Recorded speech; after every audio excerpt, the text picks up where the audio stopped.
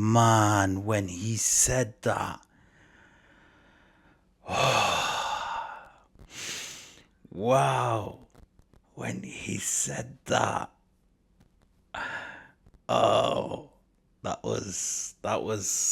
didn't expect it for him to say that, and the way he said it, it's like a bullet went through my heart, and I felt that each word that he has said, and I felt like I was right there on that mat, and all of a sudden I've just become numb. I've get up, and I'm ready to face whatever's gonna come.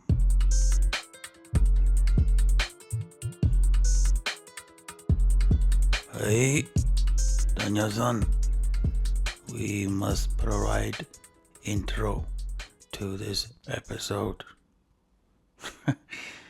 As you can tell, we're having fun. We're playing with this and we're having lots of fun, especially with this episode, which is about all the movie dialogues that I have collected so far. And these are like certain movies that I watched, and these dialogues have stayed with me because of a personal reason or whatever it means to me. And it's like having a collection of all my favorite quotes as I've come across them.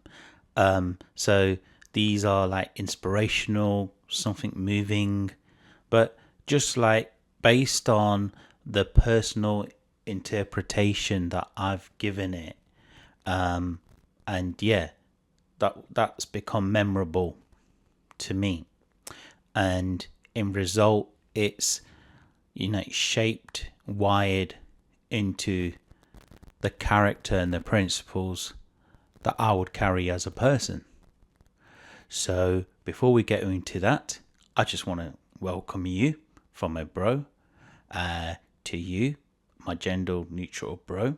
Here you'll find we talk of stories that promote self-development and hold it close to us as a tool, as a weapon, as we go along in this journey of life.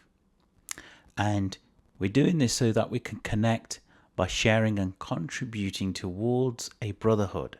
This is your weekly self-discovery letter to every soul searcher, people watcher, the daytime sleeper or a nighttime sleeper, the growth seeker.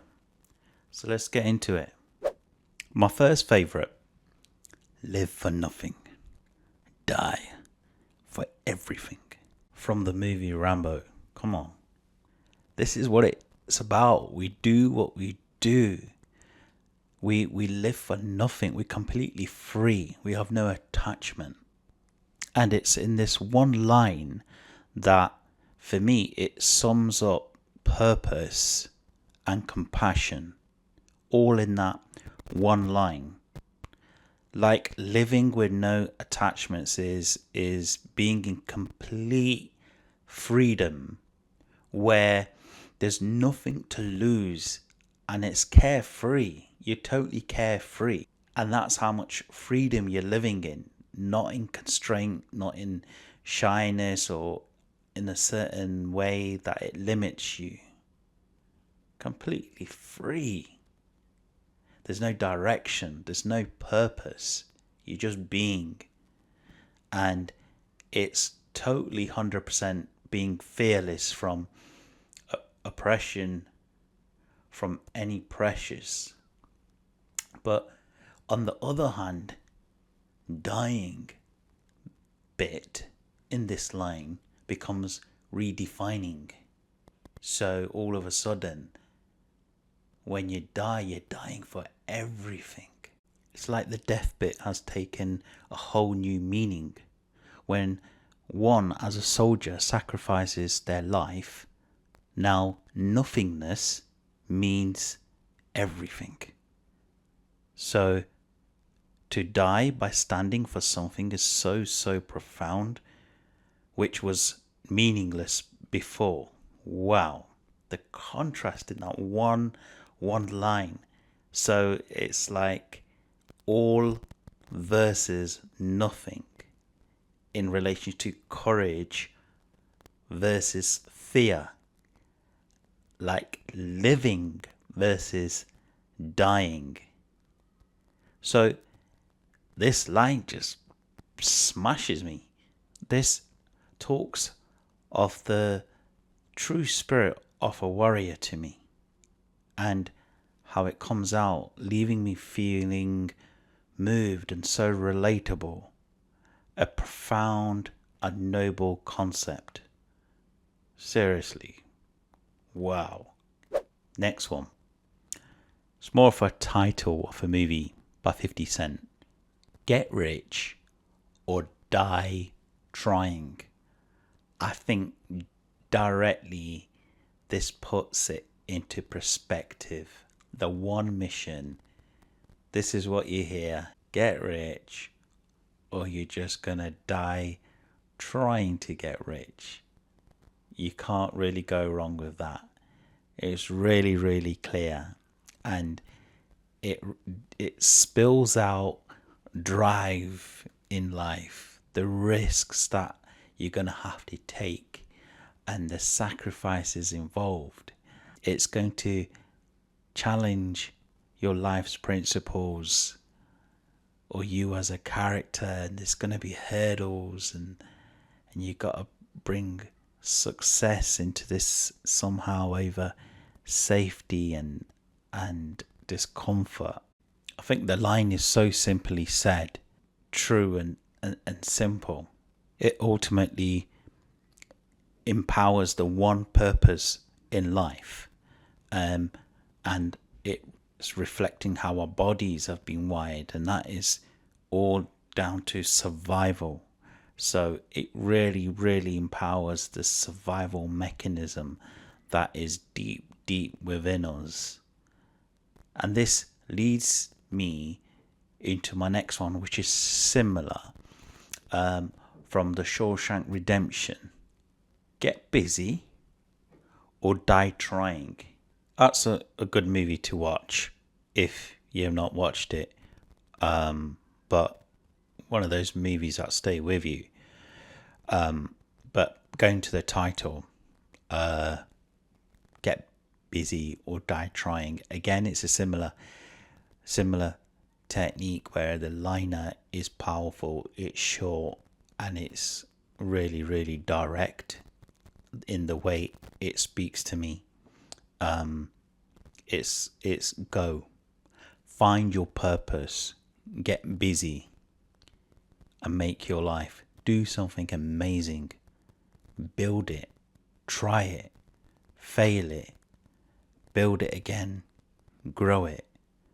So when I think about the bit in this line, die trying, what does that mean? That's like you're not even trying to get busy. So you're in some limbo land, and allowing yourself to get distracted and inviting unnecessary noises and lack of focus, and basically wasting one's time. And getting busy means being productive, having some sort of a focus, and being so wrapped up in that focus that you're busy, and therefore you're fulfilling a certain purpose. And getting busy means actually creating that positive movement, or simply die not being busy and being a waste. I love this next one. I watched this movie, and Pursuit of Happiness, that is. This movie makes you smile, cry, everything, all at the same time. And I love those kind of movies, but being a fan of Will Smith and the way he killed it with this in this movie. And yeah, there's a part when he goes for the interview, and he's not dressed up. He's not dressed up properly. He's being banged up, and he comes out out of jail for the night. He got arrested, and he turns up for this interview, and then he goes through the interview, right, and he's so bluntly honest, and it's so authentic the way he explains everything to the people that are interviewing him, and they ask him a question, and he goes, if he asks me a question and I don't know the answer, I'm going to tell you that I don't know the answer. But I bet you what, I know how to find the answer, and I will find it. When I heard this, it was like I was thinking it, and he had just said it in that moment, because that's how I've always found and worked out life. Like, you can't expect to have all the answers, but then you have that initiative to work out who to speak to or where to go to get that answer. What path could you possibly take that would allow you to find that answer? So when he said that, it really hit home to me that that's how I play it. That's how I get through, and I guess that's how generally life does work, because we all here without a manual, we're all trying to work it out. Once you start applying that thinking, when you're in work, you can't possibly know everything A to Z. You'll be about your role. You'll probably be good at it, but there will be always room for improvement, for growth, and therefore you cannot know everything. But then you got to have that space, mentality, patience to know how to find it and have the want to find it. And I guess that's the way to navigate through life. You can't expect to know all the ins and outs. I don't like DIY. If I had to build a drawer, the instructions,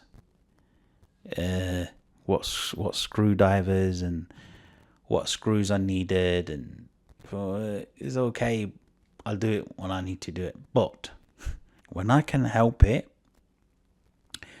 I would prefer to get someone who can do it properly, quickly, and basically have the answers on how to do it, than not knowing how to do it and spending that double amount of time. But I will get the job done, and it will be built, and there will be a result. The next one is from the movie Braveheart. I think unknowingly, we tend to live normal lives, but are we really, really being ourselves and expressing ourselves freely, honestly, in the way we speak through behavior or word? And the dialogue is, every man dies, but not every man really lives. Now, you gotta let that one sink. Man is living, but not actually living full-heartedly. He's breathing, but has no expression. But to live with intent is then to live with purpose, to not to shy from challenges, to take risks and be daring, because life is short, and live for the things that matter, that really brings meaning into our lives. The end result's the same. We all, you die anyway, but then it's worth actually living while you're living and not live as if you're dead.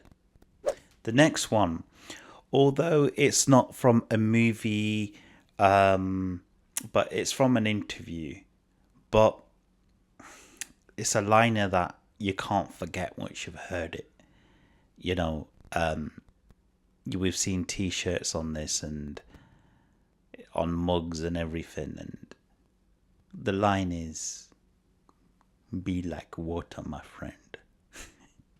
You cannot say that does not mean anything to you. This is quite cutting edge, to be honest, because there's a lot of power in that line, and there's a power of adaptation, and how beautifully it's explained in a short line, where you pour yourself into a cup, you'll become a cup. You pour yourself into a teapot, you become a teapot. A water is soft, but at the same time it can crash, and it can crash hard. It's so versatile and powerful at the same time, and that's because it can adapt into any situation, anywhere, and effortlessly. It's really portraying the art of becoming anything from spirit just through adaptation. And this teaches us in that line of how that's done. There's times when I would have a presentation and I will take the mentality of being like water on. I will need to adapt in a way where my presence and the use of language I will take control of, and that by doing that I will be able to navigate myself throughout that presentation, and having that self-awareness of who am I speaking to, what I'm showing, how am I showing it, when I'm showing it, and just being cautious of what kind of presence I'm bringing, just by adapting myself and immersing myself into that moment of that presentation. My advice to you is, be like water, my friend. This last dialogue, it means so much to me. The other week, my son recently, he reminded me of this dialogue, and we was just talking about best inspirational quotes, or something that I have said or he has said, and it's how has that helped us. And he said, the fear quote you have said, that's helped me, Dad. And I was like, what was it? Which one was that? And he said, the one where you say must not lose to fear, but it's okay to lose to the opponent. And then I was like, yes, I remember. Karate Kid 3. Now, that moment in that movie, that was so moving with Mr. Miyagi. And I feel it in my deep gut every single time I see the clip or come across it. I'm just, some reason I relate so much to this. And I remember the first time seeing this in cinema. Clearly, I remember it was my first time going to cinema, watching Karate Kid 3. In this sequel, the bad guy, the bad boy throughout this movie, he looked fucking scary. He looked scary all the way through the movie. And he bullies Daniel and he's got this like spiky hair, this aggressive look, and he's a bad boy fighter. And I was really, really, really young, and watching this in a massive screen and taking it in. This guy's face was just huge on a cinema screen, and I'm a little boy who's just never been to a cinema, and I'm seeing it for the first time, and everything's just huge, and this is nasty, aggressive bad boy in the movie who's just really fucking scary. And you really feel for Daniel because he's kicking the shit out of him all the way through the movie. Now, when it comes towards the end, it's the tournament bit. And when it's the tournament bit, he's getting his ass kicked all the way through, right up to the point where Daniel takes the words out from my mouth, and he says, he's on the floor, he's banged his leg bad, really bad, and he is in pain, and Mr. Miyagi has come down to the mat, and he's like, it's over, Mr. Miyagi, it's over. I'm afraid, okay? I'm afraid. And when he said that, I'm afraid, I was like, yeah, fuck. I'm afraid too. I'm afraid too. And the music in this moment, it all changes.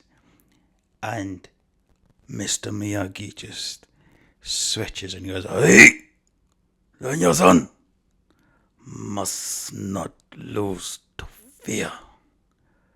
Good karate inside. Now time to let out. Man, when he said that,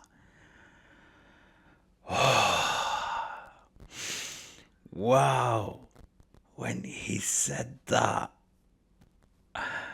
oh, that was, I didn't expect it for him to say that, and the way he said it, it's like a bullet went through my heart, and I felt that each word that he has said, and I felt like I was right there on that mat, and all of a sudden I've just become numb.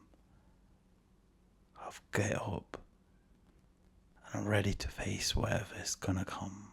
Because when Mr. Miyagi said what he said, he put it in perspective that there's a fear on your outside and there's a fear in your inside. But the one outside, you can lose to it. Don't matter, don't mean shit. But don't lose to the fear that is going on your inside. Wow.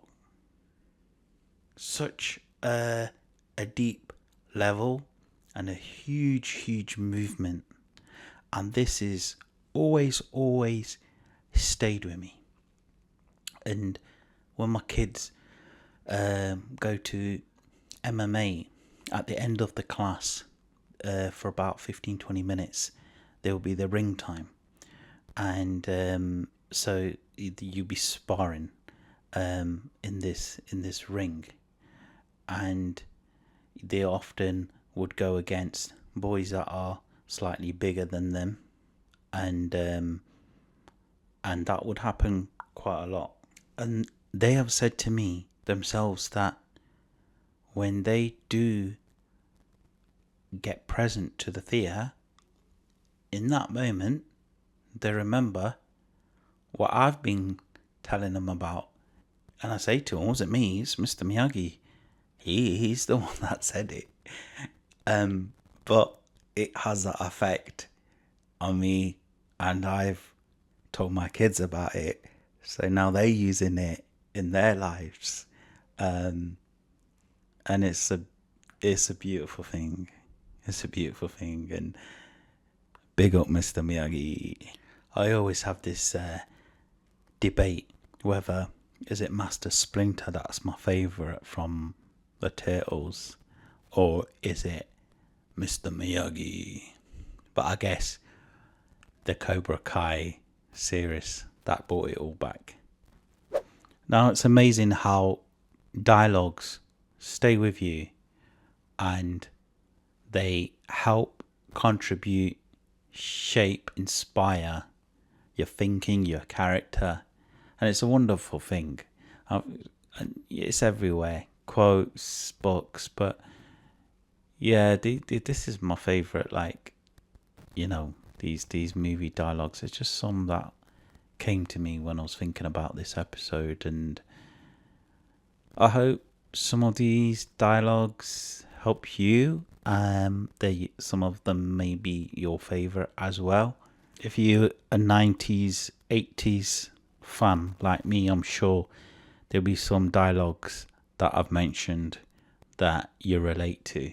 I hope you, bro, enjoyed this as much as I enjoyed doing this episode, and I'll be for sure coming back with more episodes. I have a few more up my sleeve, and let's see what the next one could be about. I'm still to do the his and hers episode that I've got in store. So thank you for your time, thank you for listening, and I appreciate you, bro. And just for the sake of it, just before I go, I just want to say, bye.